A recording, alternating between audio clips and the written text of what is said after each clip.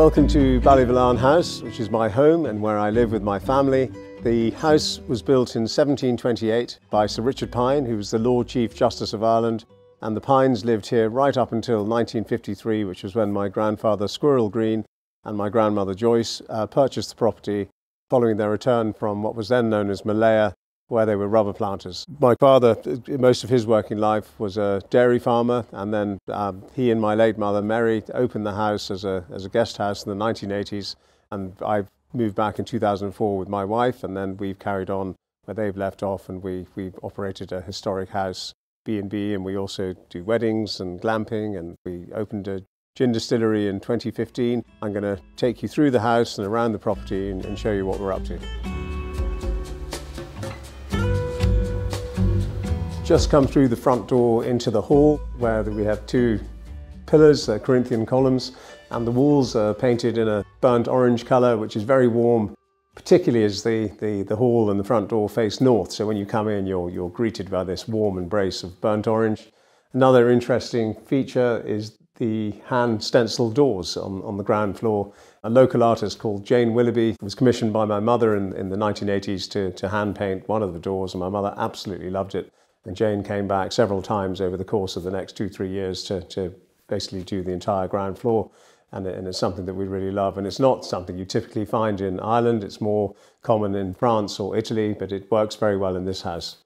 And the whole vibe here at Ballyvolane House is more house party than hotel. The guests who come and stay here get a very friendly, warm Irish welcome. Generally for dinner, everybody would sit around the huge polished antique dining table.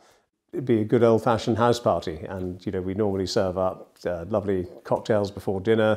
We have a very extensive eclectic wine list. Quite often the feedback we get from people checking out on departure is that the dinner they had here was not only delicious but just great fun, because they've been having dinner on their own every night with their partner, and they really enjoyed the fact that we're meeting Irish people and people from all around the world. And we normally sit the Irish in the middle because they are traditionally the best talkers and bring everybody into the conversation. Works really well. And the dining room is actually just off the hall on the right, and then behind this wall is the drawing room, and I'm going to take you through there in a few moments. Here we are in the drawing room of the house. It's the heartbeat of the house. It's somewhere the guests would all meet before dinner and have a cocktail, and they come back again after dinner and chat away. We have lots of Irish interests, coffee table books for guests to read, and we offer a very authentic Irish travel experience. I think when people come and stay at Ballyvolane House, they feel a real connection with Ireland, with this part of Cork, and not just through the ambience and the style, but also through the food. We grow a lot of our own vegetables, and we keep rare breed pigs and hens and ducks, and we take a lot of trouble to source our ingredients from local artisan producers.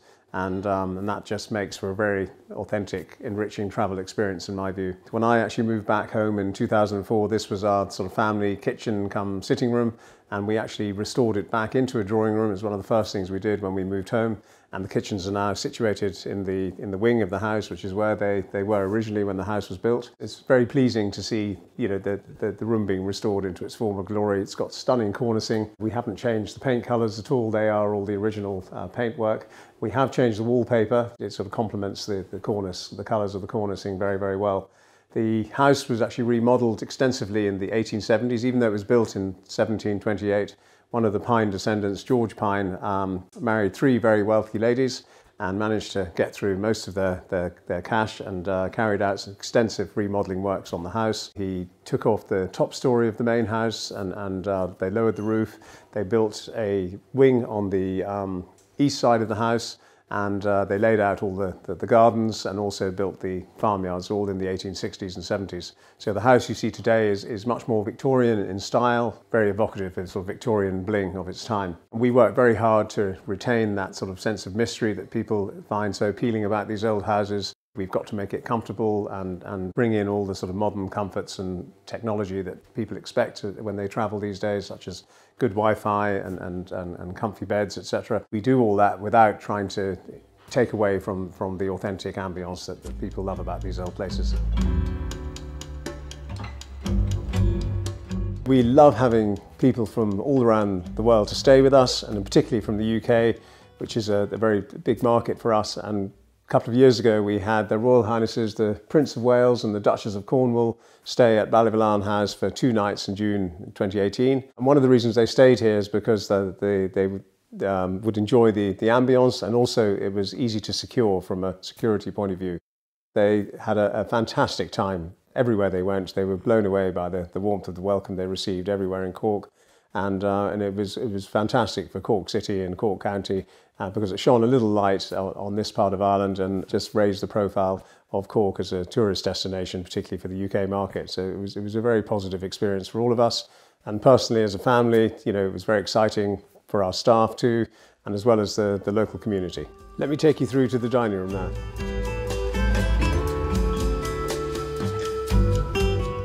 Dining at Ballyvolane House is a huge part of the whole experience here. It's created lots of amazing memories for families who've rented the house and celebrated a significant birthday or an anniversary. We have dinner in here the night before weddings just for the family as a rehearsal dinner. The food, as I mentioned before, was a big part of the whole offering too. You know, we keep pigs and hens, and we grow an awful lot of vegetables in the wall garden. We're keen foragers, and we take a lot of trouble to source ingredients from local artisan producers. Sustainability is a huge part of what we do as well. You know, every decision we make, you know, sustainability is a big component of that. We have managed woodland here. We subscribe to agricultural, environmental schemes as well.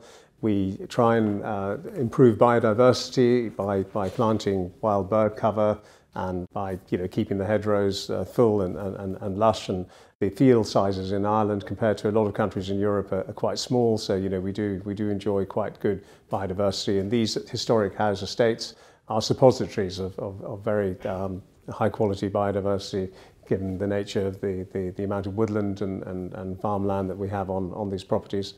We also, you know, we're using timber here to burn fires, and actually the timber is very important for the well-being of these country houses, because the chimneys have to be kept dry and warm, and they kind of function as almost like a storage heater where the walls retain the heat. It prevents the house getting dry rot and damp. So burning timber is actually a vital function of a historic house. And we are members of the Historic Houses of Ireland, and their function is to preserve and nurture built heritage in private hands in Ireland. We work very hard to ensure that the house is in good condition for the future. We see ourselves not really as owners, but as custodians, as caretakers of these houses. We have a deep emotional attachment to the place. We love the house, we love the property, and doing what we do allows us to live here, but it also allows us to keep the house in good condition and maintain it for future generations, which is important work. You know, these houses are a very important part of Ireland's cultural heritage. We love having people here enjoy it.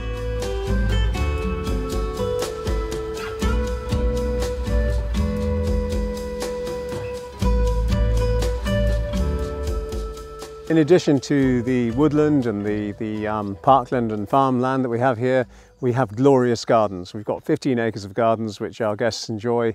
We've got formal gardens, wall gardens where we grow all our vegetables. The glamping area is located in another part of the garden, and it's a really big part of the Ballyvolane experience. My father, who's now 87, is the main gardener. He's incredible. He does all the grass cutting, plants all the vegetables. He's got a little bit of help, granted, but you know, we couldn't do it without him. And I've actually asked him to keep a gardening diary, so when he does hang his gardening boots up, we'll have a record of what to plant, when to plant, how to prune, and you know, that knowledge spanning 87 years is absolutely invaluable.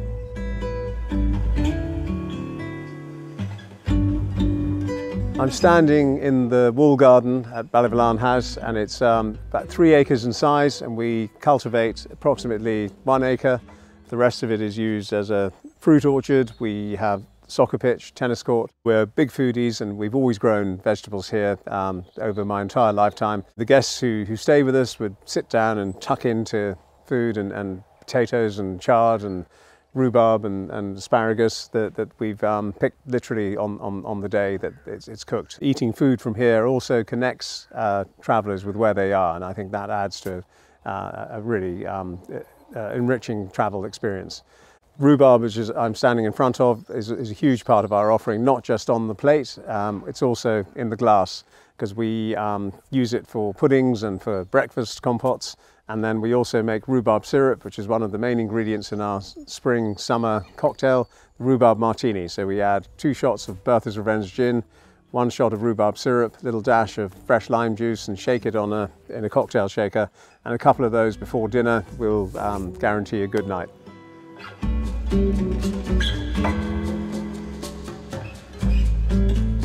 We're standing in the old Haggart, and where we keep pigs and hens and ducks.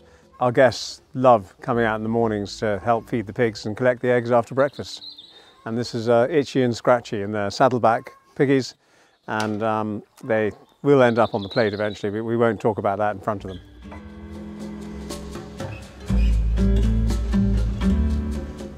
One of the things we do very well at Ballyvolane House is weddings and events, and we've invested in a lot of the infrastructure.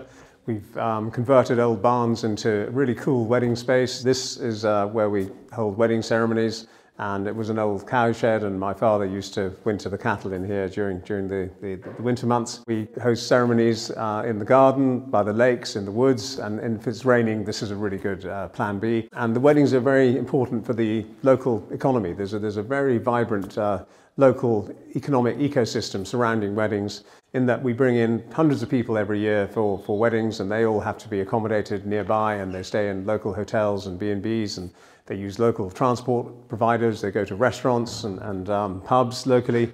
They use local florists, local musicians and band members will come in and perform at the weddings. And most importantly is we employ a lot of people from the local area. It does generate a lot of income for the local community, and it's very important for our area.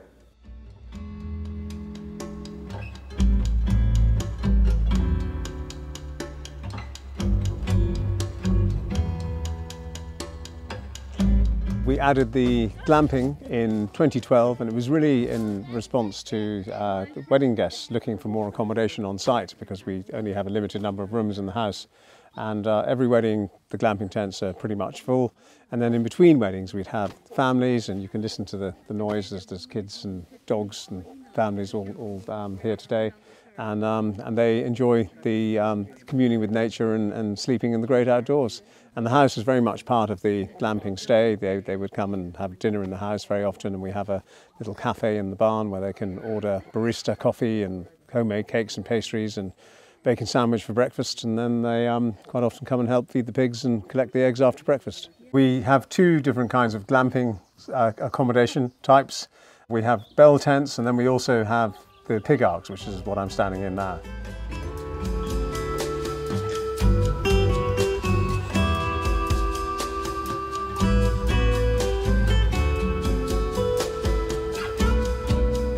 And this is where we make Bertha's Revenge gin, a shameless promotion of our gin right now. And we're unusually making gin from a whey-based alcohol rather than grain, which is what most people would use. And that explains why we have a cow on the label. And we've named it after Big Bertha, who was the world's oldest cow, and she earned a place in the Guinness Book of World Records. And she died in 1993 at the remarkable age of 48. And she also had an eye-bulging 39 calves during her lifetime, which is also a world record. And she's marketing gold dust. So, when we decided to use whey as our base spirit, we were sort of hunting around for a good name, and we discovered Bertha actually through a good chum of mine called Turtle Bunbury, who actually went to Bertha's wake and in 1993, New Year's Eve, and he subsequently wrote about it for the Guardian newspaper. So I've always been aware of Bertha's existence, and then when we decided to make gin, we couldn't call it anything else, so we decided to name it Bertha's Revenge. And Bertha is quite a spice-forward gin, and the reason we've gone down the spicy route is because the whey alcohol is quite rich and luscious in texture, and it carries those heady spices incredibly well. And we're very proud of it, and for us, everything is about the flavour. Every batch we make, we test and taste and discuss it, and then tweak if necessary, because if it doesn't taste delicious, people are not going to come back for more. And we are exporting all around the world. We're now in 16 states in the US, we're in Japan and Singapore and places like that, quite a lot of European countries, UK, and we're widely available all around Ireland. We have an online shop if you want to visit our website, ballyvolanespirits.ie. And my business partner is a dear friend of mine, Anthony Jackson, and we went to school together. So it's lovely to be able to work with him now. And one of the reasons we set up the gin business is because our tourism business in the house is very, very seasonal, and it's not enough to sustain the future of the house in the long term. So we felt if we can create something that will generate income, and we're not reliant on a short tourist season or a small domestic market, and we can create something that's very high quality, that represents the house very well, that's the way to go. And we were watching the rise of premium gin over the last 15 years in the UK and decided to have a crack at it. And here we are 5 years on. And we don't just do our regular gin, we also have a few more lines. We released a Navy strength gin just before Christmas last year, and it's high strength, 57.1% ABV.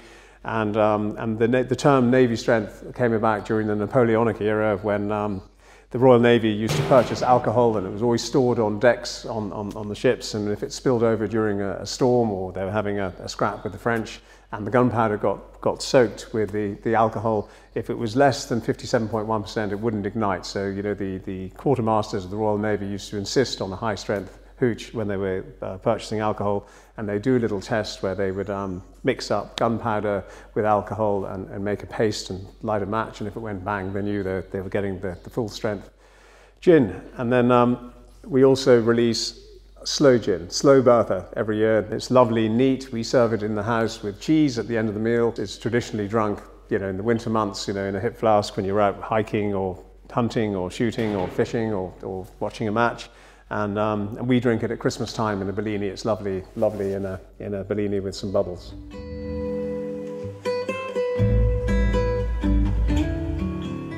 Yeah, I just wanted to say thank you so much for listening to our story, and I was delighted to have an opportunity to share all the goings on at Ballyvolane House with you. We love the property. We want to sustain and preserve and protect Ballyvolane House into the future. And we want to also make it a nice place for people to come and visit, and also a nice place for us as a family to live and enjoy. Please stay in touch via social media. The house is Ballyvolane House. Bertha's Revenge Gin is Bertha's Revenge. And we'd love to see you at some point in the future. Thank you very much. Cheers.